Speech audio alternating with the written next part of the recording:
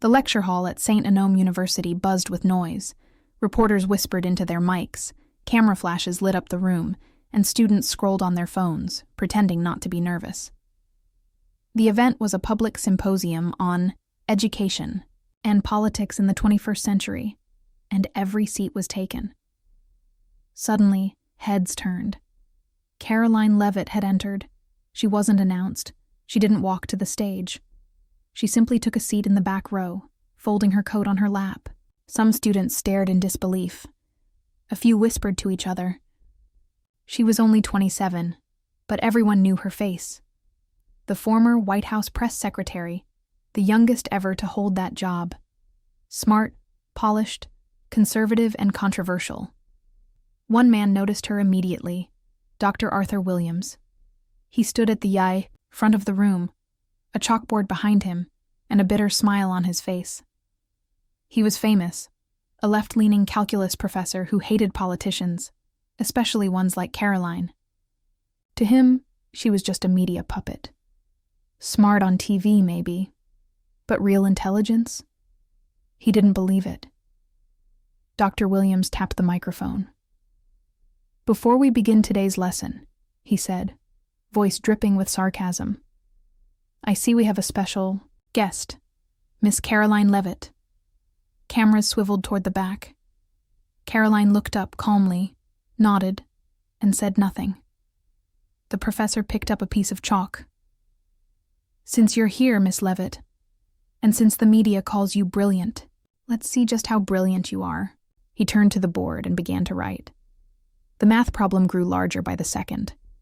It was an advanced integral, complicated, layered, meant to confuse even top-level math students. People in the room leaned forward, whispering.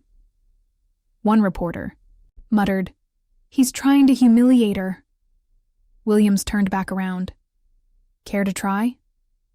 Karoline didn't flinch. She stood. The room quieted as she walked to the front. Cameras followed her every move. She picked up the chalk, took one long look at the problem, and began to write. There was no hesitation, no shaky hands, just clean, fast movements. She broke the integral down step by step. Substitution, simplification, partial integration. Her focus was sharp, her breathing steady. Students sat frozen. Some glanced at their own notes, trying to follow along. Others just stared, jaws slightly open. 2 minutes later, Karoline placed the chalk back on the ledge. "Done," she said softly. The answer was perfect. Dr. Williams walked to the board, trying to hide the panic behind his eyes. He checked the work line by line. Once. Then again. There were no errors. Not even a smudge. Someone in the crowd whispered, "Is that right?" A student in glasses leaned toward his friend. That's exactly right." The professor cleared his throat. "That was just a warm-up," he said stiffly. "Let's not get ahead of ourselves." Karoline returned to her seat without a word, but her mind was alive with memories. As a college student, she'd spent long nights studying math to understand voter behavior and election trends. She had taught herself alone, because no one else expected her to understand it. She didn't need applause now. She needed clarity, and she had it. But Williams wasn't done. With stiff fingers, he wiped the board clean and began to write again. This time, the equation was even more complex. Layers of derivatives, logarithmic functions, and exponential growth.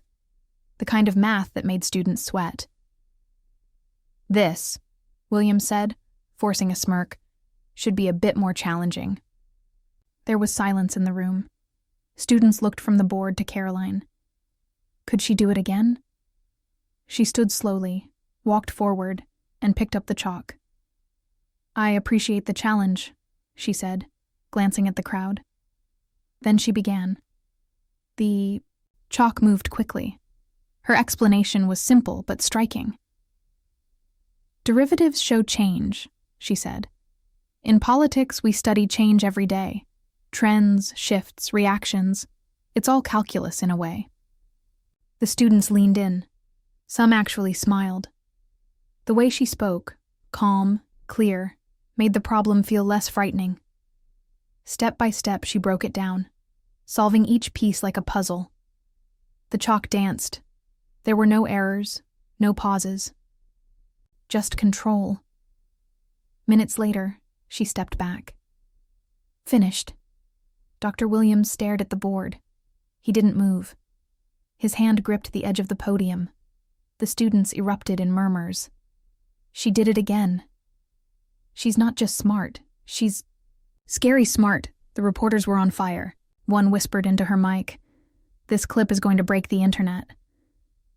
But Dr. Williams didn't speak. Not yet. His jaw tightened. His eyes narrowed. He walked slowly to the board, erased the entire thing, and faced the crowd again. "This isn't over," he said. And in that moment, everyone knew. The challenge had just begun. The board was clean again. Dr. Williams stood tall, but his shoulders were stiff. His fingers gripped the chalk like it was a weapon. This time, he wouldn't just test her skill, he would test her limits.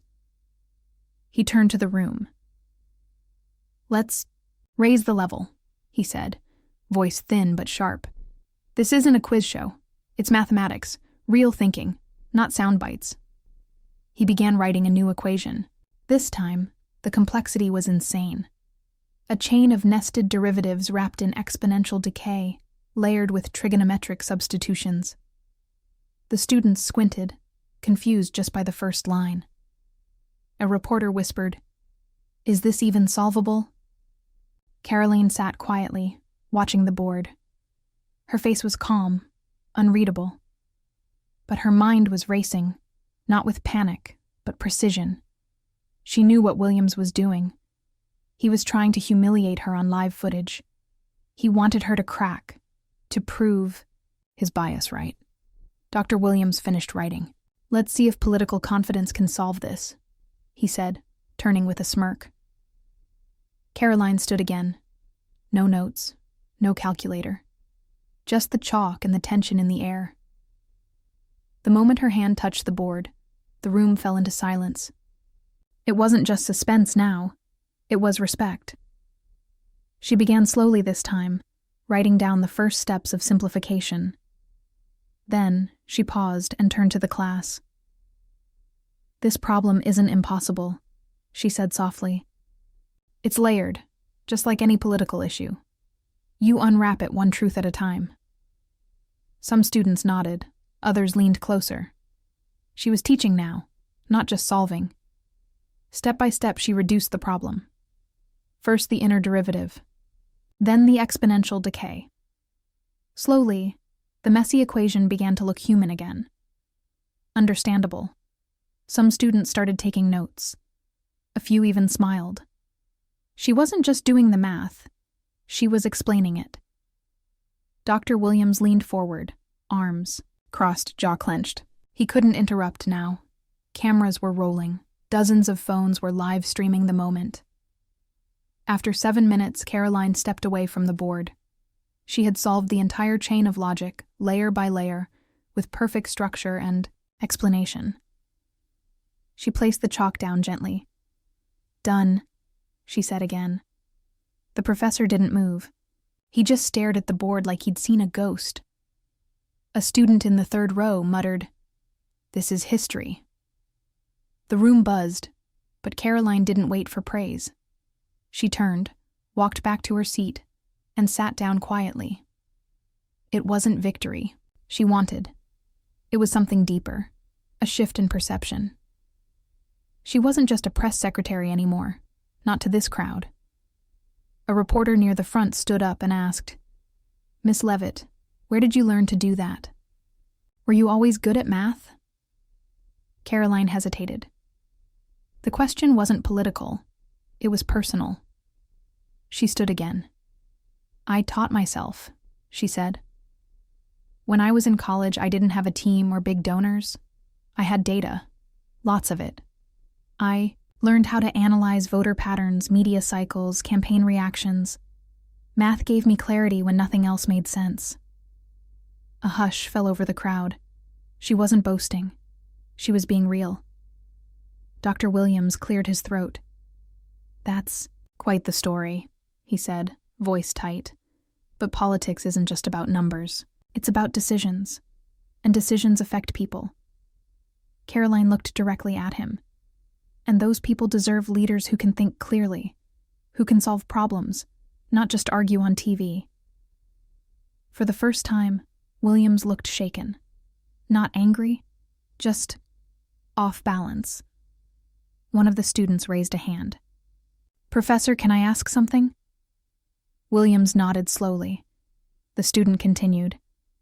"If she's right, if she can explain and solve these problems better than most of us, why are we mocking her? Shouldn't we be learning from her?" The question hit the room like a wave. Another student spoke up. "Yeah, isn't the whole point of this class to think independently?" More murmurs. The power in the room was shifting. The cameras caught it all. Not just the math, but the change in mood. The authority once held by Dr. Williams was now being shared, or maybe challenged. He looked at Karoline. She didn't smirk. She didn't gloat. She just stood still, waiting. Then he said something no one expected. "Very well. Let's continue." He turned back to the board, but the tone had changed forever. Now it wasn't just about testing her. It was about surviving her. Outside, the hall, social media had exploded. "Press Secretary outsmarts Professor Liv," one headline read. Another, "Karoline Leavitt silences the lecture hall with brains, not politics." But inside the room, something more important had begun. This wasn't just a debate anymore. It was war over truth. And Karoline had just won the first battle. The lecture hall doors were shut tight now. No one was leaving. Not the students, not the reporters, not even the camera crew that had originally planned to cover just the first hour. Something bigger was happening. What began as a math test had turned into a political standoff, and Karoline Leavitt stood at the center of it all. Dr. Williams wasn't finished. He couldn't afford to be. He erased the board again, this time slower, as if searching for his next move. His pride was bruised, his reputation shaking. This wasn't supposed to happen. He was the expert. She was supposed to be the talking head. All style, no substance. But she had turned the tables. 3 problems, 3 perfect solutions, all solved with calm, clarity, and control. And the worst part? She had explained the logic better than most of his own students. He picked up the chalk again, but this time he didn't write an equation. He drew a map, a political map, the U.S. Electoral College, shaded in red and blue. Confusion rippled through the room. What was he doing? "Let's try a different kind of problem," he said. "Something closer to your world, Miss Leavitt." Karoline leaned forward. Dr. Williams circled 3 key swing states: Florida, Pennsylvania, Wisconsin. Each one decided by less than 1.5% in the last 2 elections. He paused. "Miss Leavitt, using your so-called math skills, how would you model voter behavior in these regions in 2028? The question wasn't just complex. It was dangerous. She could dodge it. Play safe. But Karoline didn't blink. She stood again, walked to the front, and picked up a fresh piece of chalk. This time, she didn't just write. She drew. Circles, graphs, flowcharts. She began breaking the states down by county, overlaying population shifts, economic indicators, and education levels. Florida, she began, has changed. Retirees used to dominate the vote, but in the last 2 years, there's been a 19% spike in young Latino professionals moving into the Orlando and Tampa corridors. The room was stunned. She wasn't guessing. She had numbers. She moved to Pennsylvania. Here, mail-in voting surged during COVID, but now, voter trust in the process is declining. If you model that drop against age and news source bias, turnout could shift 2.3% in urban zones.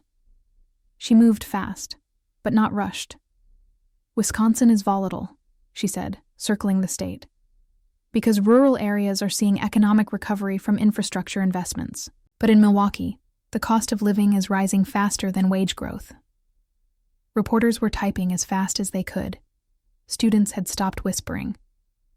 This isn't just math, she said finally. It's human behavior. Numbers show you where people are hurting, but they don't lie. Dr. Williams tried to interrupt, but Karoline kept going. If leaders actually paid attention to these indicators, not just poll numbers or slogans, they'd know what mattered. She stepped back. The board was full of numbers, trends, ideas, but somehow it felt personal. There was silence for a long moment. Then, a student near the front raised a hand. "Wait," he said. "How did you know that much about voter shifts? That's not even public data." Karoline gave a small smile. "Because I didn't stop learning after I left school," she said.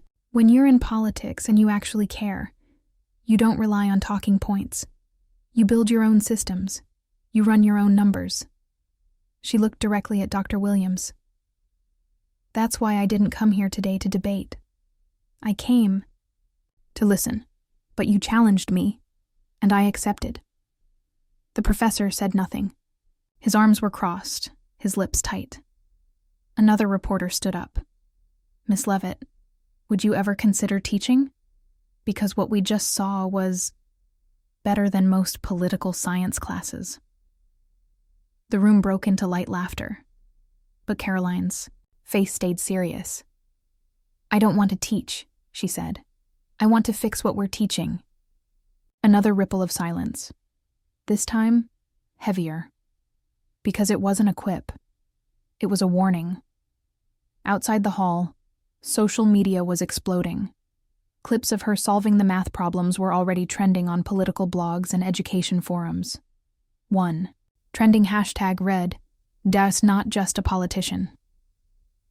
Inside, Dr. Williams tried to recover. He took a deep breath. "You've made your point," he said. "But policy isn't equations. It's action. People get hurt because of decisions you helped make." Karoline didn't flinch. "Then let's talk about those decisions." The professor hesitated. Karoline continued. "But let's do it in front of these students, in front of the press. Let's not hide behind ideology or academic walls. Let's discuss policy failure, transparency, Afghanistan, Ukraine, the border, energy. Let's talk about all of it." Suddenly it wasn't just a lecture anymore. It was becoming something much bigger, an open debate, a confrontation, and every camera was rolling. Because the real problem wasn't math anymore. It was truth. And now the truth had a microphone. The room felt like a courtroom now, not a lecture hall. Every student had stopped taking notes. Reporters didn't blink. The chalkboards behind Karoline were covered in equations and maps, a strange mix of calculus and politics that somehow made perfect sense. And in front of them all stood Dr. Williams, still silent, still proud, but unsure for the first time. Karoline took a deep breath. Her voice, calm but firm, filled the space. "You want to talk about consequences, Professor?" she said. "Then let's start with truth. What happens when the experts ignore it?" She turned to the class, then to the cameras. COVID lockdowns, small businesses destroyed, suicides up, kids out of school for 2 years. We were told it was for our safety. But where was the data to support the long-term damage that caused? She paused. The room stayed quiet. In Afghanistan, we withdrew, without a plan. 13 of our soldiers died. Billions in equipment were left behind. Did any of your academic panels predict that fallout? Reporters leaned in. Students stopped even pretending to take notes. And then there's the southern border, she continued. Fentanyl pouring in, families torn apart, a crisis they won't even call a crisis, just numbers they hide behind, hoping no one does the math. Dr. Williams opened his mouth, but Karoline didn't stop. You talk about policy hurting people. I agree. But let's talk about who got hurt, and who kept their jobs after failing them. She turned to the crowd. You want to know why I learned calculus in college? Why I ran data models? It wasn't to impress anyone. It was because politicians and professors weren't doing their jobs. A student finally raised a hand. His voice trembled. Miss Levitt, are you saying academics are responsible for political failure? She gave a small nod. Not all, but many. Because the moment universities became echo chambers instead of training grounds for truth, that's when facts turned into narratives. The room stirred. Some students looked down. Others looked intrigued. Dr. Williams walked forward, his voice low but sharp.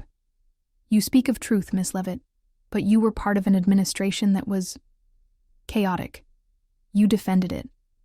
How do you explain that? She didn't step back. Because chaos doesn't always mean failure, she said. Sometimes it means someone stopped pretending everything was fine. She walked slowly toward the board again. Her hand brushed aside some chalk dust. My job wasn't to protect power, she continued. It was to speak for the people who felt silenced, who never saw themselves in rooms like this one. She faced the students.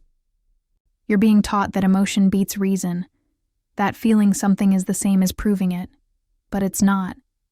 I came here to remind you, truth doesn't care how we feel, and if we forget that, we all lose. There was a beat of silence. One camera clicked. Another student whispered, She's not like other politicians. Dr. Williams clenched his jaw. He stepped forward, trying again. You think numbers alone make you right? He asked. That facts are enough? What about compassion? What about empathy? Karoline softened, just slightly. Her voice lowered. I believe in both, she said. But empathy without truth is manipulation, and truth without empathy is cruelty. She looked around the room, making eye contact with the students one by one. I learned empathy in a town where factories shut down, where families waited in food bank lines. I learned truth when I saw the data, and no one in Washington cared. She took a step back. That's why I speak. That's why I fight. Not to win arguments, but to wake people up. Dr. Williams looked around, realizing the tide had turned. Even students who disagreed with Karoline were watching her with new eyes. Not because they agreed, but because she made them think. Another hand went up, a female student near the back. Miss Levitt, she asked, do you ever regret being in politics? Karoline was quiet for a moment. Her eyes drifted to the chalkboard, then to the American flag in the corner. Sometimes, she admitted. But not because of the attacks, or the pressure. I regret it when I feel the people who need help the most are still ignored. Even when I try my hardest. The words landed heavy, honest. Outside the lecture hall, the university's campus was starting to buzz. Students were checking their phones. Live streams of the event were being clipped and shared. One headline read, She came for a lecture, ended up leading one. Inside, Karoline sat back down. Calm, steady, the board behind her full of equations, predictions, and truth. And Dr. Williams? He didn't speak. He just stared at the board, at the numbers he once used as a weapon, now turned into a message he couldn't dismiss. The game had changed, and so had the rules, and the world was watching. The clip from the lecture hall was everywhere now. Twitter, YouTube, even the evening news. Karoline Levitt Schools, Ivy League professor, using math. Not just a politician. Viral moment shows sharp mind behind Trump's former press. Secretary. Truth hurts. Calculus and confrontation in one explosive lecture. The next morning, Karoline walked into a cable news studio in Washington. The makeup artist was silent. The producer gave her a nod, but no smile. She was scheduled for a live segment on the Daily Roundtable, a centrist political show known for sharp debate. Backstage, someone handed her a tablet. It showed a news alert. State Department leaks internal memo, blames former administration for ongoing cyber instability. Karoline frowned. She knew the memo. She'd seen it before. But now it was resurfacing, with edits that weren't in the original. A voice called out, 30 seconds. She handed the tablet back and walked calmly onto the set. Across the table sat two political analysts, both veterans of the DC game. And sitting in the center was anchor Dana Klein, a former diplomat with decades of broadcast experience.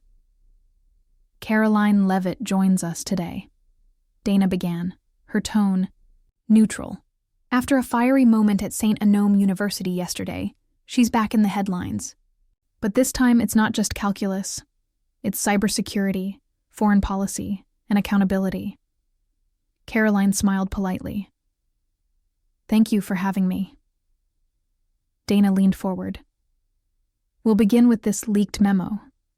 It's being used to suggest that during your time at the White House, critical cybersecurity briefings were ignored. Some are calling it the root of the recent attacks on U.S. infrastructure. Your response? Karoline didn't flinch. I've read that memo. What was leaked is not the original. The real document had clear recommendations, and we followed them, including investments in infrastructure and forming the Cyber Threat Council. But what the media is quoting has lines inserted that weren't there before. Dana raised an eyebrow. Are you suggesting it was doctored? I'm not suggesting, Karoline replied. I'm stating it. And I'm ready to submit the original copy, time-stamped and digitally verified. The two analysts exchanged glances. One of them spoke up. Miss Leavitt, even if you're correct, the tone of that document suggests you downplayed threats from foreign actors, especially in the case of Eastern Europe. Are you saying your administration did nothing wrong? Karoline looked at him, her voice cool. I'm saying we didn't lie to the American people.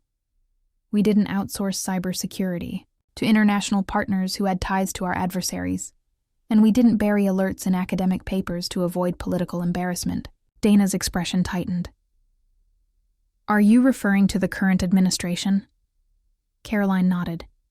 There are files from 2022 showing that several university research groups received foreign funding while preparing U.S. cyber policy recommendations. One of those groups was linked to the very professor who tried to humiliate me yesterday. The room went quiet. You're saying, Dr. Williams... I'm saying, Karoline interrupted softly, that sometimes the real threat doesn't come from the battlefield. It comes from a whiteboard and a conference room. The producers behind the glass stared at their monitors. They hadn't expected this interview to explode into a live accusation of academic collusion. Dana changed direction. Let me ask you this. If all of what you're saying is true, why come forward now?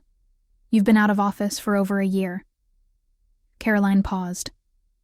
Because the truth always finds its moment, she said. Yesterday, in that lecture hall, I realized something. Our country is being taught to distrust logic. We've replaced facts with feelings. And that's dangerous, she continued. Look at the numbers. Education scores dropping. National trust in the media at a record low. International cyber attacks up 400% since 2023. And now people who warned about it are being discredited by edited memos. Dana looked uneasy. Do you have proof of who altered the document? Karoline leaned forward. I do. And if your producers want it, I'll give it to them live, right now. Behind the cameras, phones started buzzing. The control room scrambled to respond. One analyst muttered, This could change everything. Dana spoke carefully. Miss Leavitt, we will take a look at the documents after this break. but I must say, this is a very serious accusation." Karoline didn't blink. "I know. And it's time we started taking serious things seriously again." As the commercial jingle began to play, Dana leaned back, eyes fixed on her. "You just rewrote the entire conversation," she whispered. Karoline gave a small, tired smile. "Good, because the old one was full of lies." Outside the studio, crowds were already gathering, some holding signs of support, others protesting her name. But all of them were listening, and the silence of the old story was officially over. By evening, the clip from the interview had gone viral. Karoline, Leavitt wasn't just trending, she was igniting headlines. Karoline drops bombshell live, claims leaked memo was doctored. Academic ties to foreign interests, former press secretary alleges university collusion. Proof incoming, nation waits as Leavitt promises files on cybersecurity lies. Inside a secure room at an undisclosed location in Virginia, Karoline sat at a long table across from two agents from the Office of Intelligence Review. One of them, Agent Brano, had seen every political game in the book.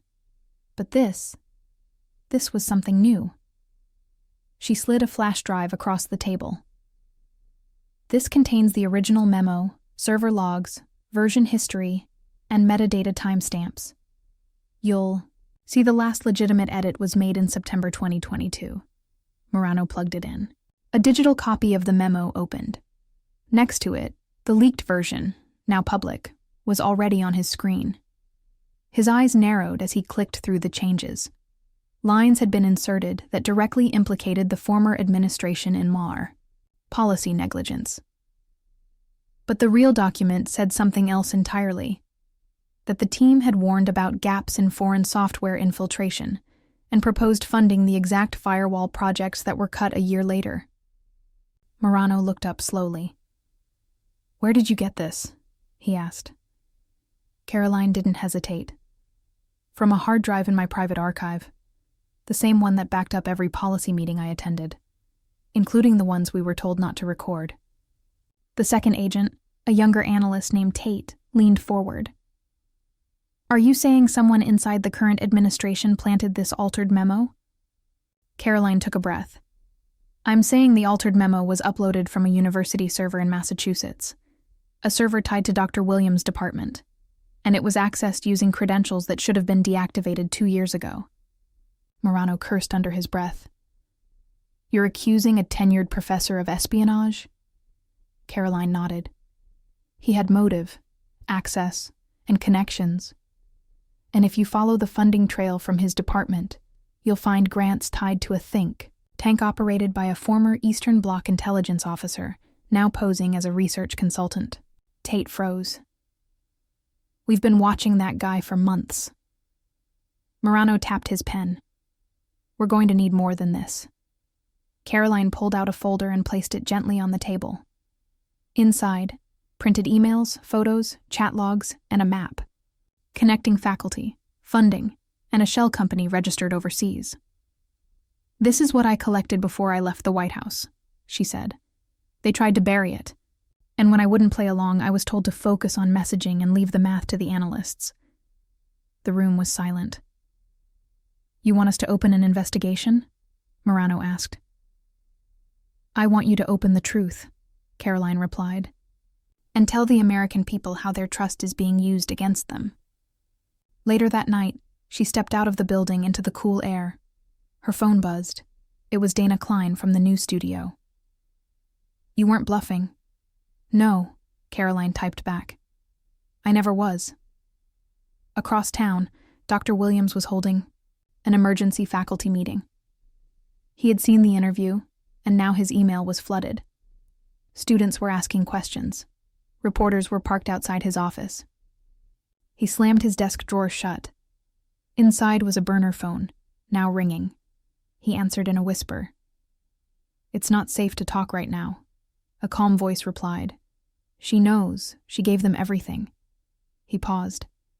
"Then what do we do?" The voice was silent for a moment, then said, "Contain her. or discredit her. Before the hearing. Hearing? Williams asked. Yes, the voice replied. Because if Congress sees what she has, the contracts disappear. The money dries up, and so do we. Williams hung up, breathing heavy, then turned toward his window, where a single camera flash went off in the darkness. Meanwhile, in a private meeting room on Capitol Hill, 2 senators from opposing parties sat reviewing the same flash drive. The proof was undeniable. They stared at the data, digital fingerprints, source codes, funding trails, and knew what it meant. Senator Braddock, a veteran Democrat, leaned back in his chair. This will shake the floor. His Republican colleague nodded grimly. And Karoline Leavitt just became the most dangerous woman in Washington. Back in her apartment, Karoline sat at her desk, exhausted but focused. Her inbox was overflowing, some thanking her, others threatening her. One email stood out. It had no subject line. She opened it. It read, "They won't stop now, but neither should you. The files you just exposed, they were only the beginning." Attached, a zip folder titled Archive Red Door. She stared at it for a long moment. Outside, the hum of helicopters grew louder. A gray morning settled over Washington, D.C. As the Capitol braced for a storm it didn't fully understand yet. Inside a locked federal server room beneath the Capitol, technicians worked through the night, verifying the contents of the file labeled Archive Red Door. The more they opened, the deeper the trail went. Encrypted chats, deleted internal memos, and payment orders routed through 6 countries. The files pointed not only to academic infiltration, but also to compromised cybersecurity firms advising lawmakers. Karoline Leavitt's face was now on every major screen. Networks labeled her a whistleblower. Some called her a hero. Others called her reckless. But no one ignored her anymore. In the Senate Intelligence Committee hearing room, chairs were being placed, cameras tested, and entry lists confirmed. The hearing was closed door, but the city's most powerful already knew. The world would feel its outcome. Karoline arrived at the side entrance. No press, no entourage. Just her, a dark coat, and a black folder tucked tightly under her arm. Inside it, the hard copy of Archive Red Door. 2 Capitol police officers walked her down a long corridor. She passed glass walls filled with portraits of historical hearings, Watergate, Iran-Contra, the 9/11 Commission. Now her testimony would be recorded in that same place. She took a deep breath and stepped inside. 12 senators sat around the table. Some looked at her with quiet respect, others with suspicion. 1 or 2 looked afraid. Chairwoman Anaya, a centrist from Michigan, spoke first. "Miss Leavitt, you're here under oath. Do you understand the legal consequences of your testimony?" Karoline answered calmly. "I do. What you've submitted in the archive files, is it accurate?" "Yes, verified by third-party experts and federal analysts." Anaya leaned forward. "Then let's begin." For the next hour, Karoline spoke without notes. She detailed how Dr. Williams and his department received foreign-backed grants disguised as research donations, how university servers were used to distribute manipulated documents, how certain policymakers, unknowingly or otherwise, relied on data traced back to those corrupted sources. She explained how the altered cybersecurity memo wasn't just fake. It reversed the original meaning. The public believed the Trump administration ignored warnings. But the truth was, they tried to sound the alarm, only to be silenced by career bureaucrats who feared losing their contracts. "What was your role in discovering all this?" asked Senator Lowell, a Democrat known for grilling witnesses. Karoline didn't flinch. "I was supposed to be a mouthpiece, but I used math, statistics, pattern recognition to study political behavior, media trends, and document flow. I kept records, quietly, because I knew one day this would come out. Why didn't you speak up sooner? Another senator asked sharply. She paused. Because people disappear in D.C., not always physically. But their credibility vanishes. Their names get dragged. Their families get harassed. I waited until I had proof too strong to erase. Senator Braddock looked at her solemnly. You've just changed the narrative of the last 5 years. She met his gaze. I didn't change it. I revealed it. Outside the room, national security teams were already mobilizing. Investigations were launched into academic funding. Intelligence briefings were updated, and international advisors were placed under quiet surveillance. But not everyone was retreating. That evening, Dr. Williams sat in a hotel room 2 states away, watching the hearing summary on cable news. His expression was blank. Next to him was the same burner phone. It vibrated once, a message. Plan B, you know what to do. He picked up a silver flash drive from the table. Its label, Trigger File. Meanwhile, Karoline returned to her apartment, exhausted, drained, but not afraid. She opened her laptop and began typing her next statement for the press. Not for revenge, not even for politics, but because, in her words, truth must outlast power. Suddenly, her screen blinked. A pop-up appeared. An IP address traced back to Eastern Europe was trying to access her system. She froze, then, without a second thought, pulled the Ethernet cable and shut the lid. Her phone rang. It was Agent Brano. Karoline, he said, his voice urgent. Williams is missing, and one of the compromised cybersecurity firms just triggered a remote server. Trigger what? She asked. We don't know yet, but it's big and fast. She stood at her window, staring at the Capitol dome glowing against the night sky. They're trying to destroy the rest of the archive, she said softly. Or worse, rewrite the next lie before we stop them. Brano didn't speak for a moment. Then, we need you, in front of the press, tomorrow. You have to finish this. Karoline nodded. The next morning, as the sun rose over Washington, she stood at a podium outside the Lincoln Memorial. Reporters gathered. Cameras rolled. She held up a single sheet of paper. This isn't the end, she said. It's the start of transparency. Not through fear, but through courage. Behind her, a screen flickered on. It displayed a phrase that would echo across the world. Truth is not classified. And in that moment, Karoline Leavitt wasn't just a former press secretary. She was the woman who did what no one else could. She solved the one problem even Washington couldn't. The truth.